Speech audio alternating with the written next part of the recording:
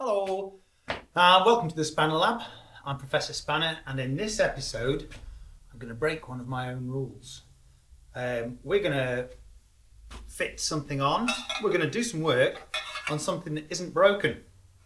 In this episode we're going to have a look at fitting a relatively cheap, I presume that this is a copy exhaust, an FMF exhaust. It was $412 off eBay, including postage to Australia, so it probably cost about $50 to actually make. It says made in America. So why it was delivered from Thailand, I don't know. It was made in Thailand. But so was the CRF300L, which I love. Absolutely love the CRF300L. This is more of a look, this weighs nothing. So, and I'm told from looking at other people's reviews that this exhaust weighs a ton. I like a little bit of bling on the bike. I think everybody does. I don't particularly want it to be any louder, but I don't think it matters if it is a little bit louder. That's okay. It's kind of just a present for the bike. I love this bike. I absolutely love it. Well, I was thinking this week about how I'm going to describe it and what I might say as my introduction. And I've read reviews on it and all that sort of stuff. It's not a sheep in wolf's clothing. It's not a sheep. It's not a wolf either. I think it's probably closest to a mule. It's not the fastest bike on the planet. It's not even the fastest 300 on the planet. But it's really, really good. It's what Honda does best. Small capacity 4-strokes, really reliable, really good service intervals. It keeps going, gets you anywhere, doesn't weigh a heck of a lot. It's dependable. It's a really dependable bike. I've done all sorts of things on this. I've been long distance touring on it and been on the sand dunes in it, on it. It's great. It hasn't let me down, and I thought it's time that I treated it, and I thought it's time that I did a video on it. Now, one thing that I'm noticing on Facebook from some of the questions people are posting on Facebook is how to do things coming from almost no skill level.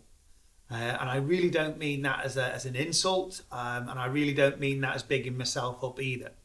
We're going to do this install today, assuming that you have never done it before, and assuming that you weren't really into doing this sort of thing. So I'm going to assume that you've never done it before and this is your first go at customizing your bike. And it's a great bike to do it on. It's not that old, so you're not going to come into problems with a lot of corrosion and that sort of stuff. And even if there's a problem, you won't find difficulty getting replacement parts. Working on new bikes is easy and fun. You just don't struggle to get anything for it. Before I put it on, we're going to have a look at the quality of it. So I'm going to take camera off the tripod and just show you over the look. We're going to have a close look at this so that if you're thinking about buying one, what you can expect from it. Now, $412. The Yoshimura exhaust is $1,300 or something like that. I expect there to be a difference. The bike is a budget bike. You know, it's got a steel frame. It isn't Honda's most expensive bike. It isn't anyone's most expensive bike. It's made in Thailand. It's made to a budget, and it does what it's supposed to do very, very well. And this exhaust, well, I'll get the camera off the tripod and we'll have a look. Now, with all this lighting, you'll hopefully be able to see the ripples on it. There's a lot of ripples on it. The welding is good quality. It's great. No problem at all with that. I don't know about the quality of the stainless steel. Time will tell on that one. The bend on the front's nice. It's not collapsed in any way. The collar at the front is welded on nicely and looks robust. I love where it says FMF SoCal, Southern California. The boss for screwing the lambda sensor in is mild steel rather than stainless steel. We can see some more of that dimpling. You can see that somebody's really hit this with a polishing, grinding type affair to sort of tidy it up. There we are.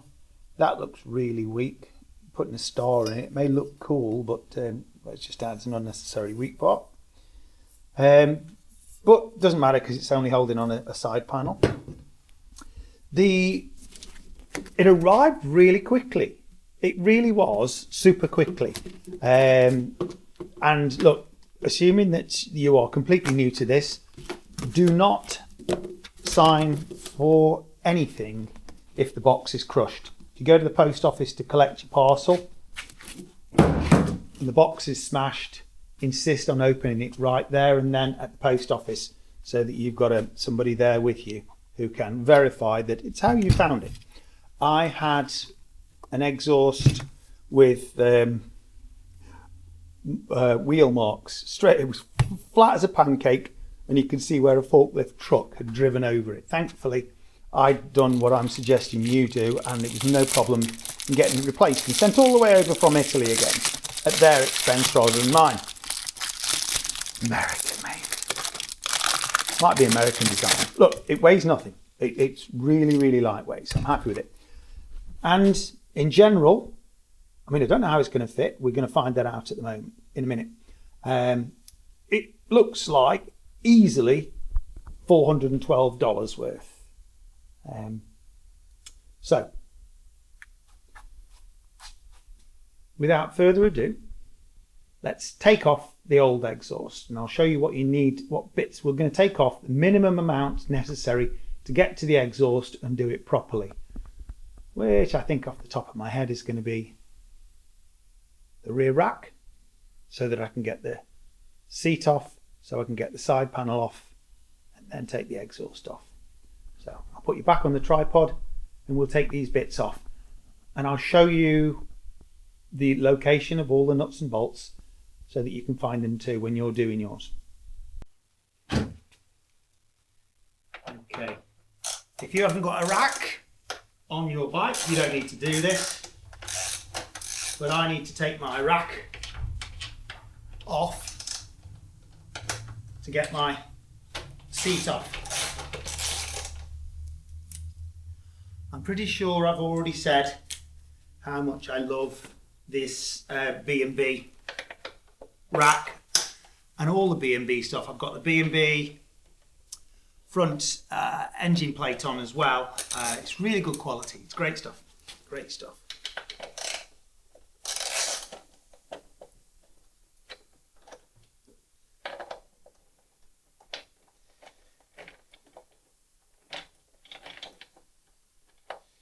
There's a knack to getting it. Oh, these are good as well. I like these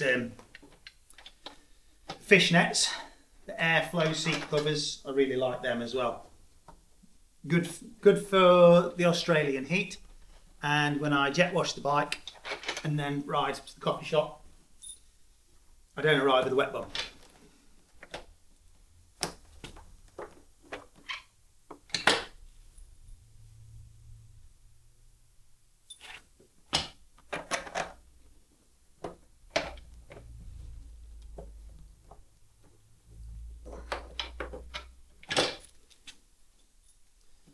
Okay, so that's off.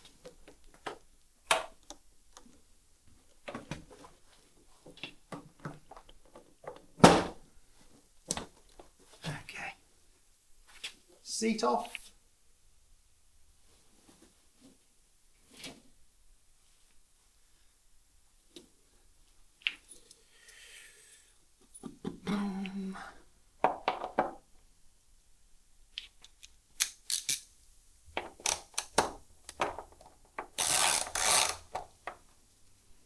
Love that game. Untitled Goose Game. Absolutely love that game on the computer. Well, on the computer.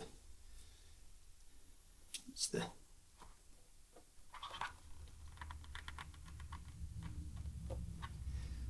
There's a little pull. There's just a pull bit just there. Another pull bit just there. You've seen me undo that screw, and then there's a little plastic tab just there. I'm not going to put these, normally, if you've watched my other episodes, normally I put screws exactly back where they came from. And that's normally because I don't want to forget where they came out. But this is not a big job. This is going to take us, it's going to take me half an hour, maybe an hour tops. So I'm not likely to forget where they came from.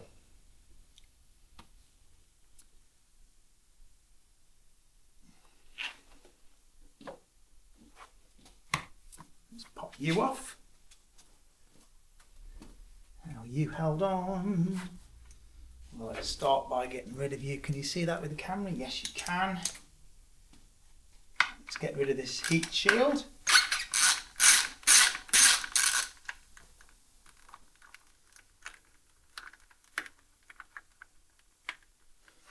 I already have the, where's the sticker for? Oh, it's gone. The 550 stage 1 ECU plug, which I got from Shonky Sean.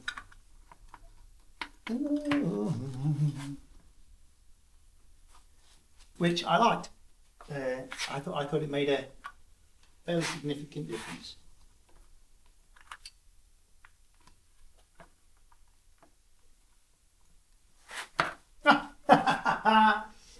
Okay, just for when you're mucking about with that, it just pushes forward. I was expecting it to clip off. I'm going to put it back on and show you again. That's what this is all about. So you undo that screw there, and then you go boop, and push it forwards, and it just comes off.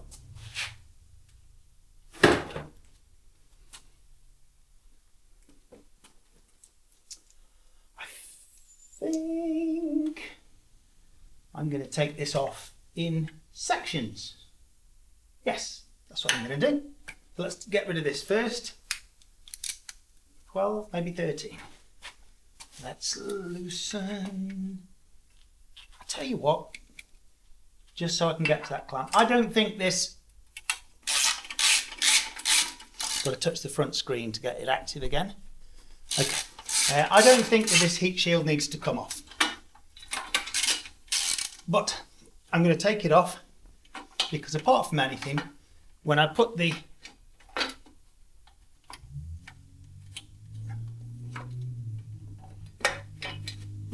can you see what I'm doing there? Yeah. When I put the exhaust down, I don't want this scratching. Okay, so I've just taken that heat shield off. There's a couple of screws holding that on. Just there is your oxygen sensor, sometimes called a lambda sensor. It is part of the fuel injection system, and what it does is it measures unburnt oxygen molecules in the exhaust gases and adjusts the mixture accordingly. Okay, so it's a self-regulating system. If there's too much oxygen in the exhaust gases, that tells the ECU to richen up the mixture, and that means put more petrol in to make sure that all the oxygen is burned. Right, that looks like a 12, that looks like a 12.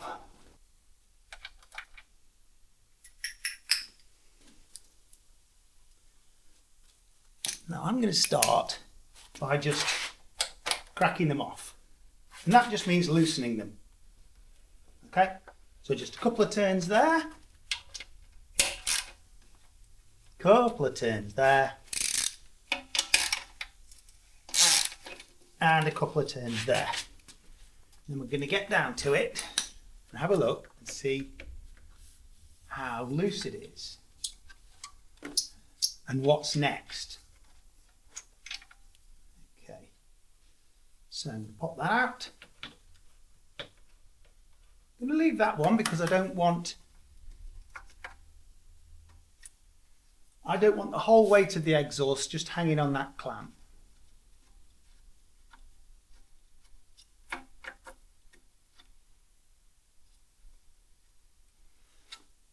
Now what I might be doing, and it's okay, I don't mind, is I might find that it's going to be easier to pull the front pipe off first and then get this off. But I'm going to give it a go anyway.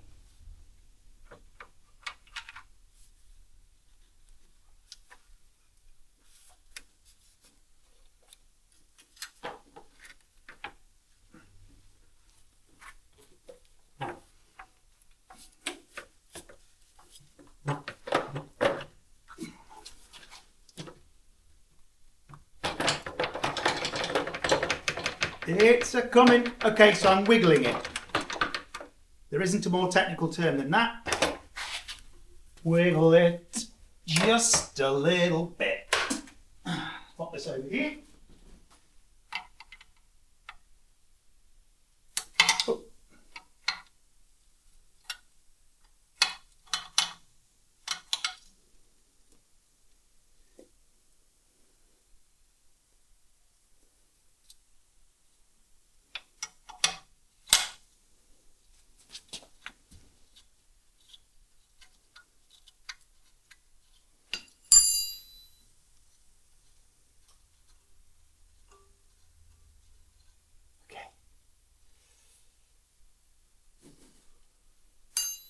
Right, let's pop you up there out the way.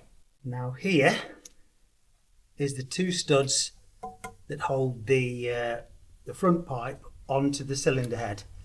This is always a position, this is always a job that you want to be careful of.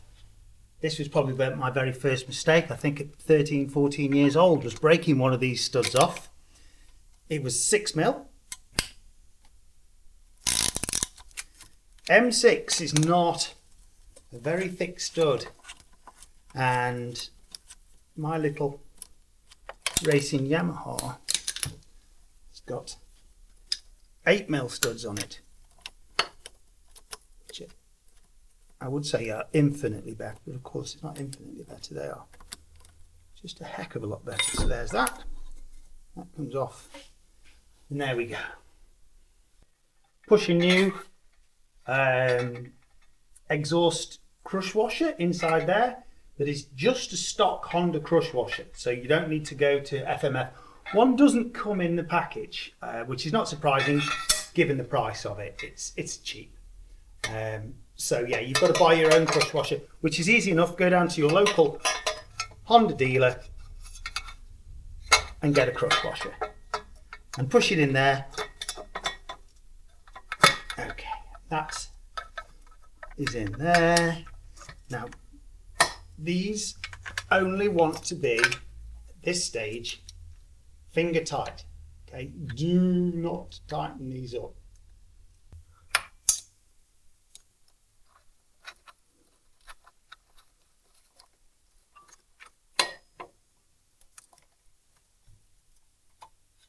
Come for the middle pipe.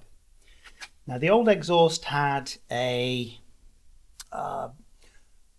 gasket between these two pipes, but this one doesn't, because it's a very good tight fit. That's lovely. That's really, look at that, and that's just lining up so well with that support hole. That's lovely, that is. Let's pop that screw in. Let's do it hand tight. Let's pop that back in there. Look at that, and that's the Honda one. I'm really impressed with how well that lines up. That really is very nice. It's not touching anywhere. This is pretty good. I tell you what, let's put that lambda sensor back in. Before I screw this in, I'm going to pre-twist it so that as I screw it in, it untwists. Just before we put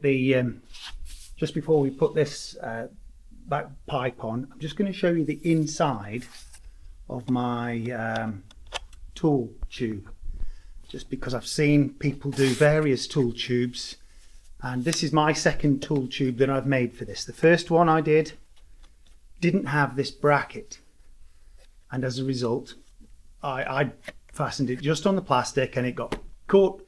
The tyre hit it and it stuffed up.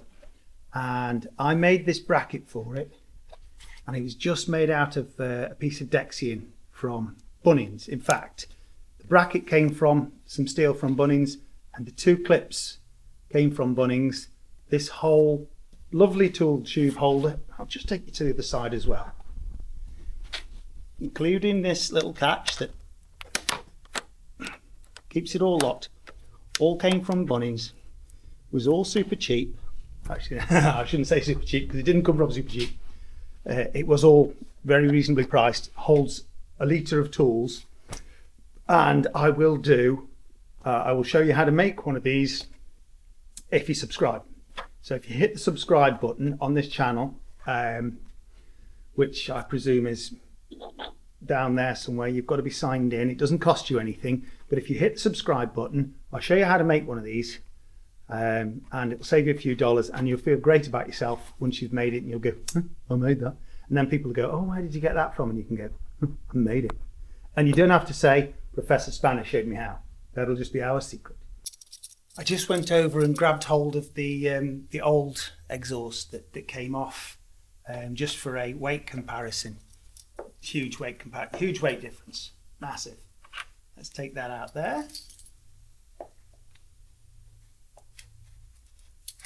Put you on there, give you a twist. We've had a wiggle, now we'll have a twist.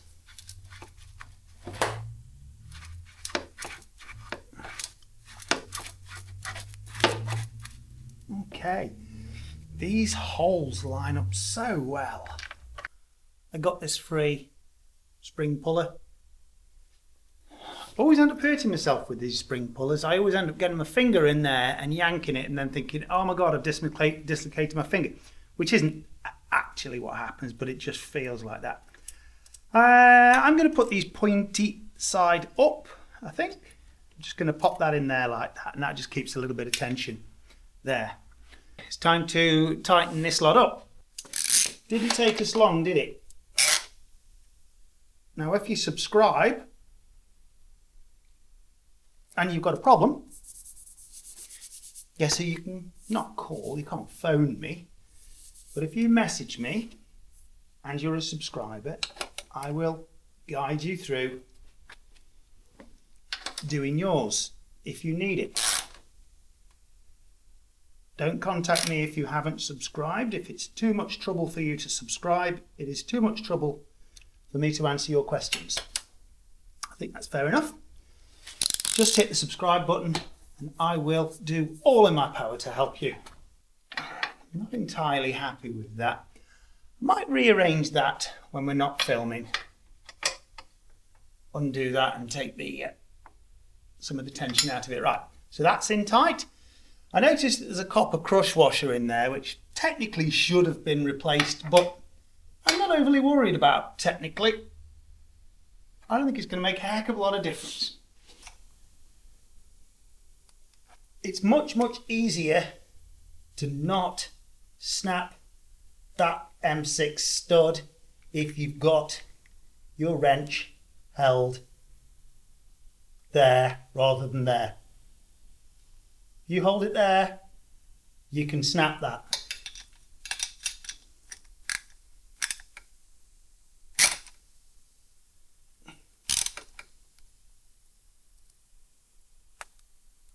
So do it tight as you can.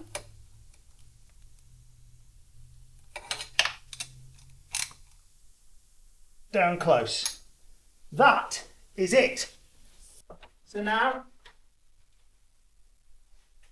we put the panels back on.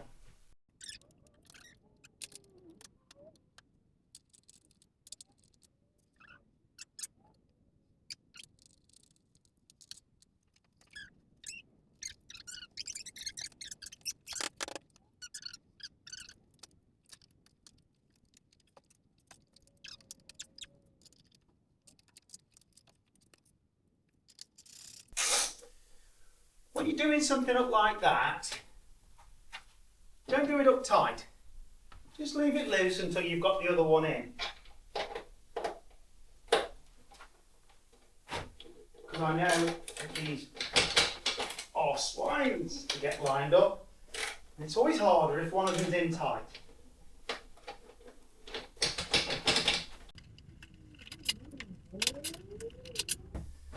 Cool, and I'm in the darkness, but I'm supposed to be showing you how to do it, so I might not edit this out. Sometimes I will use a screwdriver in the hole fairly loosely to wiggle it around and line everything up. So this is smaller than the bolt that's going in there, but that's what I want.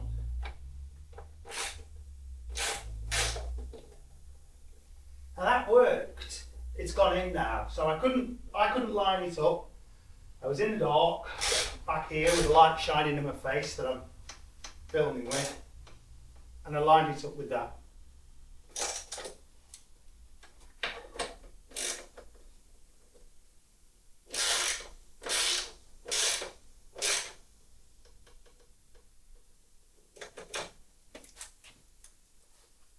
So, what have we been on this? Half an hour? 40 minutes? I'm going to go back over and check everything. It's just not a bad way to do it. So start at the back, just on those two up. Check these two. Okay. Check this 12mm.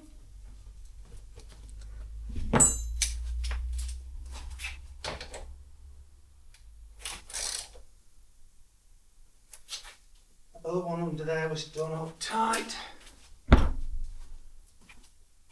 Let's check.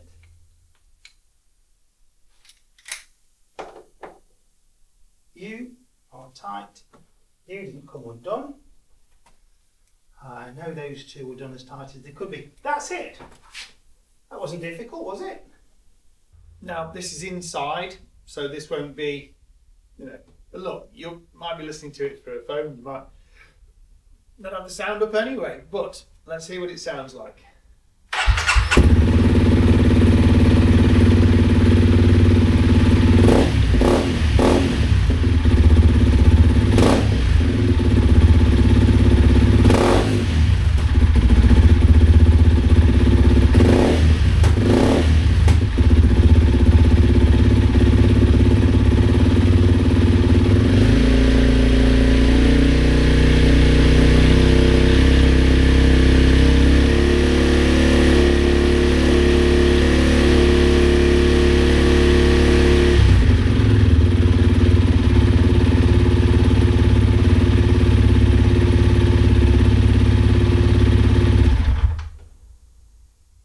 Okay, it's louder. I wear pretty good ear defenders. I wear loop earbuds, and they're pretty darn good. My dog wants to get in on the action. I wear loop earbuds, and they're very, very good at stopping that bashed feeling that you get when it's just with a loud exhaust. I will take it out later on. I won't bother filming it specifically for that. I hope this is some use. Please subscribe, and if you do, I will know that you want to see more CRF videos, and I'll make them.